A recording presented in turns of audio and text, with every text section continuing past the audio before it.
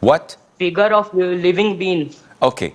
As per perfumes, if the perfume has a logo that has, for example, a bird or a human being, it is okay to use the perfume. But these images should be covered because it's a two-dimensional image, it's a drawing.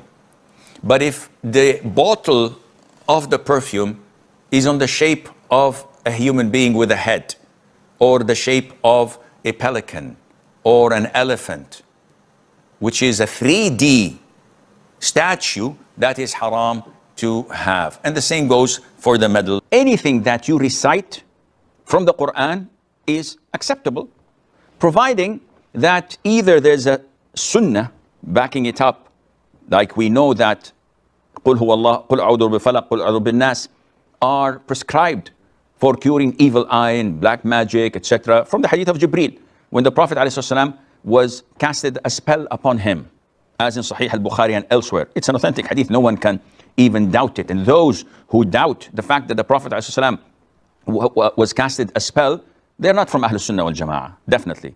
Allah in the Quran mentions that Prophet Musa, peace be upon him, was affected by the spell and the sorcery of the sorcerers. So it's an imagination on a specific and particular thing.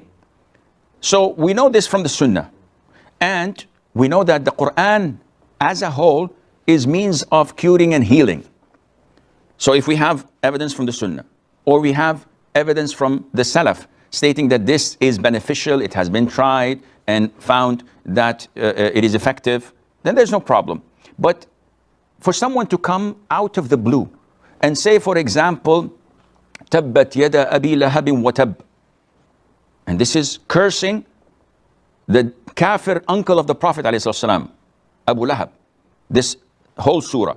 And he says that this is good for someone who has whatever, urinary incontinence, for example, anything.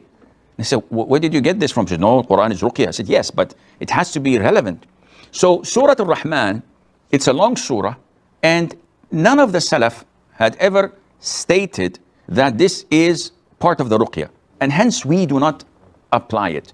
We have the best ruqyah on earth, which is Al-Fatiha, the greatest surah in the Quran. The Prophet ﷺ said that this is the greatest surah of the Quran. And we have Ayat al-Kursi, which also the Prophet ﷺ indicated and taught us that it is the best ayah, the best verse in the Quran. So these are the ruqyah that we should try.